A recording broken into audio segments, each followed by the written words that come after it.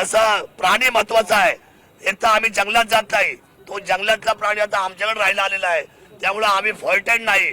Faulted आता तो प्राणी आहे, एक तर त्याला इतके पिल्ल होतात, तो माणसाच्या असलेल्या प्रजातीमधला आहे. त्याला खरं तर वर्ल्ड वाईड मध्ये कसं काय त्याला 1 नंबर मध्ये घेतलाय, तो खरं तर मी तुम्हाला सांगतो शेड्यूल 2 मध्ये जायला पाहिजे. हा शेड्यूल 1 चा नाहीच.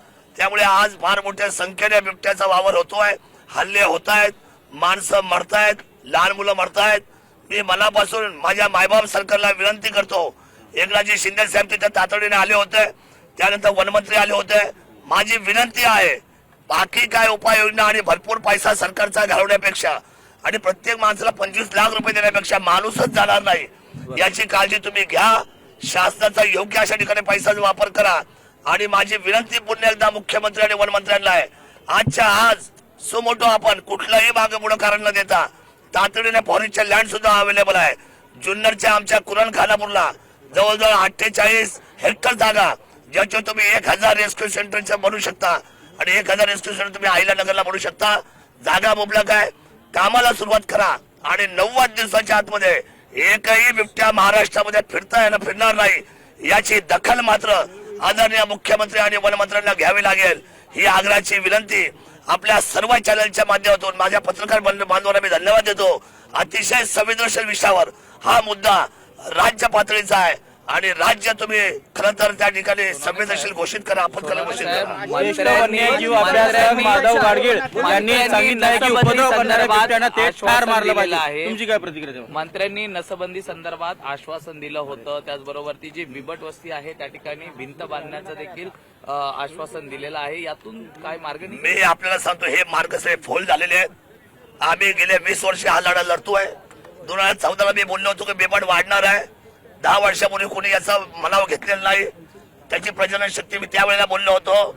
मला त्यावेळेला माहित होतं की लांब पल्ल्याचा हा सगळ्यात मोठा धोका आहे.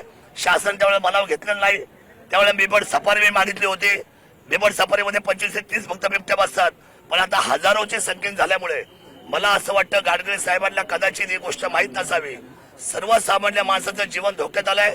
शेत्या आमच्या आता उजाड झालेल्या आहेत आणि कुठलाही शेतकरी काम करायला मागत नाही. जीवाच्या भीतीने दिवसा हल्ले होतात, सायंकाळी हल्ले होतात, रात्री हल्ले होतात, पहाटे हल्ले होतात. या भिंती बांधणं, शेळ्या सोडणं, या उपाययोजना होऊ शकत नाही. नसबंदी करण्याच्या पेक्षा आणखी आपली ताकद वाया घालवण्यापेक्षा 2 रेस्क्यू सेंटर उभे करा. ते दिसतील त्यांचा पाठलाग करा. त्यांना बंदुकीची ती गोळी कोणती बेशुद्ध करण्याची इंजेक्शन मारा आणि त्यांना तातडीने तुम्ही उचला आणि सर्वांना जेरबंद करा.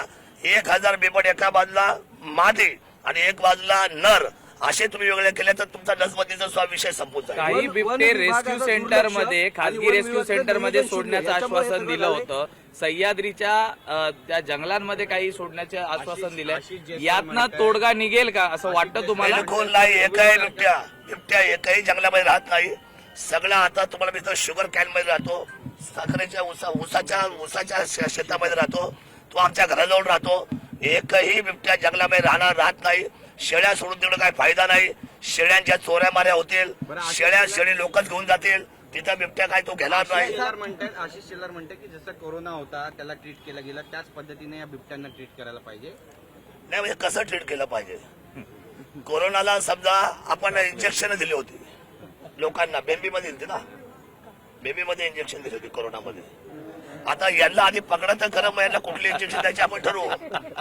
पण वन विभागाचं नियोजन आणि दुर्लक्ष यामुळेच हा सगळा नाही. आता मनाव नाही घेतलं ना. कालपर्यंत काय चाललं होतं, टिंगल्या चालल्या होत्या, मस्करी चालली होती.